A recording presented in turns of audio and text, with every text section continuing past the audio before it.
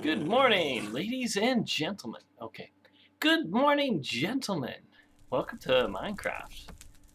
I'm CEEtheDinoman, also known as Christian, and I'm going to give you a brief rundown of the place I've set out for myself. I'm playing on the PowertoCraft server. That's one operated by a private group of friends, and we have quite a bit of fun on here, and so I set out on my own and made my own place. So, as you can see, this is the solar. I'm currently standing, this is the balcony of my keep.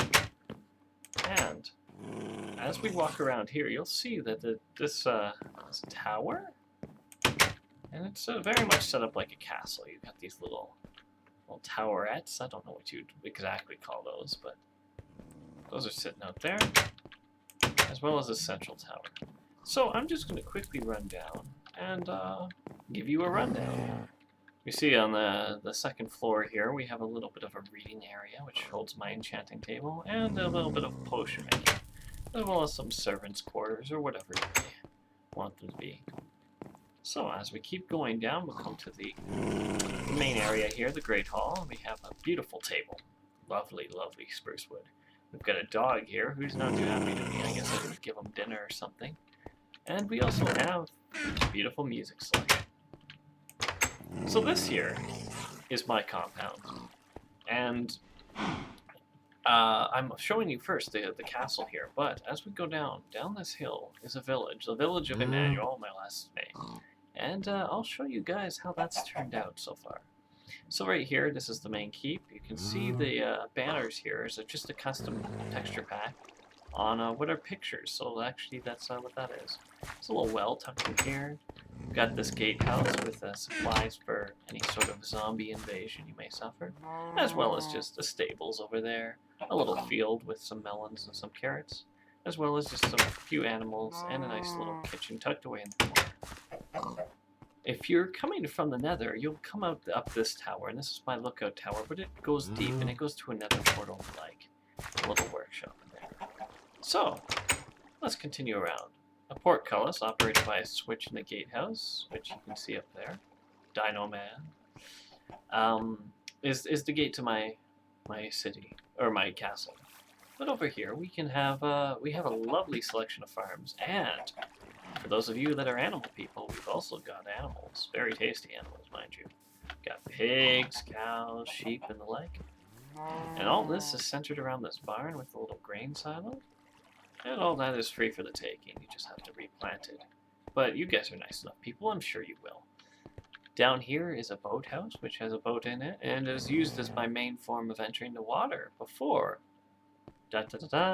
Village of Emmanuel. So, let's give you a brief rundown. Now, as you can see here by the map, the green arrow is stuck, but the castle is that area around the blue plus sign. The farm is the big thing to the right, and down here where we're standing, this is right around where the village is, so it's encompassing that whole left area. Now there's a map online I put on Facebook, so if you wanted to follow along with that, you can feel free. So first we have the Castle View tenements, being that they're right under the view of the castle, and it's very simple. It's just oh, Rainy Mesa has joined. It's just a chest and a bed, but for those of you who wish a nice little permanent home in this area, you can feel free to take one, free of charge. Down here, we have the dye shop, which has all the makings of, making dye. So, if you're dying to get different colored clothes, there's where you head. Over here, we've got the wonderful and luxurious town hall with the village elder just sitting up here. He's got a nice little abode up on top. I'll leave that to the privacy of him. And over here, this is where, if you saw the sign at the entryway, it was talking about a guide. This here is that book. So, for first-time villagers wondering if I had a few rules about the place, which I do, you can feel free to check that out, although I probably should do a brief rundown while I'm doing this. Now, over here, if you guys recognize your structures, this is actually a granary. It's elevated to prevent rot and rats from getting up into the beautiful grain, which is inside. You can actually see every one of these chests has got chock full. And the bottom one here just has some other dry goods. So for those of you staying in town and needing a little bit of a bite to eat, you can head there. But if you don't feel like heading here for a bite to eat, feel like something pre-cooked, the baker is just over here and he'll offer you some bread for an exorbitant price, so I wouldn't go for it, but you know, whatever you strikes your fancy. And he's got some in the chest there for you to snag. Now, as we go over here, we hit the crippled Gherkin. Now, those of you probably don't get the reference, but this is referencing an old game called Thief, which I'll probably do a Let's Play of in the future. But this here is just the inn of the town. You've got the nice tavern area set up where people can sit down and have a bite to eat. You come in here, and they've got lovely lots of, well, not my favorite, but mushroom stew and some water and some steak. And this guy will take care of you as long as you keep feeding them coal. Up here, this is the where the rooms are, and there are 3 rooms. Each of them simple, bed and chest. Not much more than that, but what do you need? And then there's a little table here for you to have your breakfast. Although, of course, you wouldn't be having coffee. A little cake. If you're hungry, grab a slice. So, continuing on, we have a well here, accessible from 2 sides, and it's, as you can see here, fully functional. So you can just grab water. The construction of this is pretty simple. There's just a water block on either side under these stair blocks, and the middle automatically refills as you grab it. Now, up tucked away here, as you can see by the emerald and the guild sign, is the bank. You can't open this trapdoor here, or this guy will go running crazy, but he does offer some nice paper and book trades, so for those of you wondering. And underneath, I might make it accessible later on, but there is a bit of a vault going on down there. So, final and the last part of Hightown for here, as I like to call it, we have the church. And this here was one of the first constructions, actually. You can see that it's got ample room for pews, and the priest at the front who would be quite happy to enchant one of your pickaxes for you. Another one thing about my custom texture pack is all gold tools generally have different looks about them because, I mean, seriously, who uses gold tools? Another thing you'll also notice here, these are actually fence gates, but if you leave them open from this side, they make pretty good edges to the benches. So those of you looking for a little bit of an aesthetic pleasing choice for benches, those are nice. Coming in here, this is just the back door to the bank over there.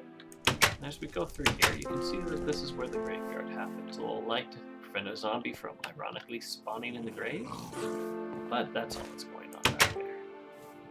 So, as you can see by the map, we've covered Hightown, but we've got a big gray area down there. That's because this is Lowtown. This is more of the industrial district, as I set up. Now, as you go down there, you've got this very nice transitional house built by Spirit Fire Dawn. I'll leave his name private for now. But he's got a lovely bed in here. He's got stuff. Try not to steal it, please. I might get blamed. But this is a very residential-looking building. In the middle, he has something a little more busy. It's a library with a very good trade here for written books. So if you have a fancy of writing your own novella, that guy will pay you good money for it. Or you can just write a book with the letter A in it. But, you know, game the system if you want. And down here, below the library, is entrance to the mines. There's also an entrance in the bottom of the lookout tower in the castle, but this one's more accessible from the village. So, this is Main Street coming down here, as you can see by this sign. Castle Way is the one way over there, and this one over here is Guardhouse Lane, because if we go all the way to this end, we'll see the second building contributed by someone else on the server. This is Chromio. He contributed a very nice guardhouse for us. So also serves as his private residence here, but given the nature of the building and how these look like crenellations to me, I thought a guardhouse would be a good thematic choice for the building. Continuing along Guardhouse Lane, you're going to come across the Inventor's Workshop, which seems pretty sparse, but if you come down to the basement, you'll see it has a few gizmos on it. And as you click the button, they just do little things. I thought it was a nice little touch. But if you, this is where I generally keep all my redstone and the like. I've been using this village as my own personal chest just because the thematic buildings makes choosing places for items quite good, I found. Excuse me, boys. So we come in here, and this one is currently empty, but this used to be the weaver's shop with nice access to the sheep here, and if you need wool, there's a sheep to get some from. And here, this double building I thought was a fine choice because you can see on one side is the tanner and on one side is the butcher. And the tanner seems to be out, maybe he's tending the cow, but the butcher should be here. Oh no, Tanner's taking over his duties. But Generally, one will be on one side, one will be on the other. But they'll switch up on occasion. Back here is just a yard for the cow, a little bit of water for the beast, and just ability to tan back here, as well as to get the delicious, delicious meat. Up here, this here is the Bayside tenement house, and quite a bit nicer than the other house. You usually have windows, and you also have furnaces, so yeah, go to town if you want a little more of a scenic place to stash your gear. Feel free to use this place. And rounding up the end of this little path here, which is Peninsula Path, we've got a smokehouse and the fisher's hut. So you can just grab the boat from over yonder and go out fishing and grab you some mighty nice fish. As we go up this way, you'll notice that there's a kind of path going along this way. This is the main gatehouse, or I guess water gate or sea gate as I've called it. But yeah, no scandal here. But yeah, you can just use this to peer out creepers, take some snipes, but it's mostly used to give you a bit of protection from monsters getting in. You'll notice the entire town is fenced off and inaccessible to mobs, and this here is actually inaccessible to mobs. But when you're in a boat or when you're swimming, going under it is not a problem. Now, coming along this path doesn't have a name because it's just a small little gravel path. You have the cartographer's shop right next to the ships, as that seems like a good place, and it's a very small little place, but you know, it serves its purpose. Over here, if you can't already tell, is the blacksmith shop right next to the mine. And oh, looks like he's in duty, so I shouldn't be going in that door. But if we come in here, we'll see that he's got a lovely array of anvil, bellows, and quenching tank. We come in here and say hi to him, and as all the buildings, they have a bit of a sleeping quarters for the poor testificates I've trapped in there. But, you know, you gotta do your work, you gotta do your work. You can't have you run out. And finally, we come to this big building in front of the lovely gallows here. And this building is the warehouse. And you can see random goods stacked up. I just gave it a bit of a flare. And up here is where most of the building blocks, literally the building blocks, are kept. So, those of you interested in building and want to steal a few of my blocks, feel free. Don't take too many, as it is kind of my personal supply, but go to town, especially if you want to build something in the area. And this is just the warehouse notes. If you want to leave something there and leave a note, you can feel free to use that book and quill.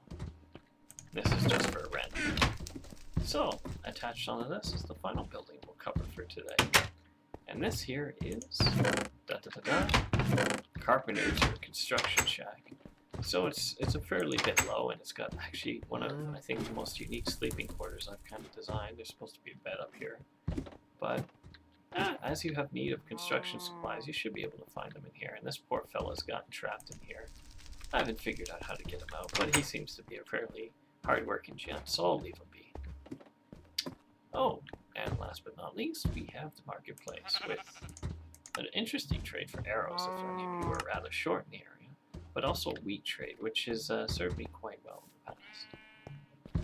So I think that's about it. I'm just going to dodge by these iron golems and head back to town for a little bit and give you a brief overview of the area. But I hope you enjoyed overall this this little tour through what I've been working on in Minecraft. It's not much, but it's all mine, as the expression goes. And I'm just gonna creep up here and take a peek, as I do love a nice vantage point. Give a boy a nice shot. So here you are, the town, high town, low town, and there you have it. So for all your trading needs, be sure to swing by the village of Emmanuel. If you like this video, I should be putting up more. As I mentioned, the Crippled Burrican is a reference to the Thief series, so I'm considering doing a bit of a play of that to help share my love of that series with other people. But as you have interest, feel free to continue watching these videos. Shoot me a like and share or subscribe if you feel like I might have some content in the future that you'd be interested in. But for now, have a beautiful, lovely day, and take it easy.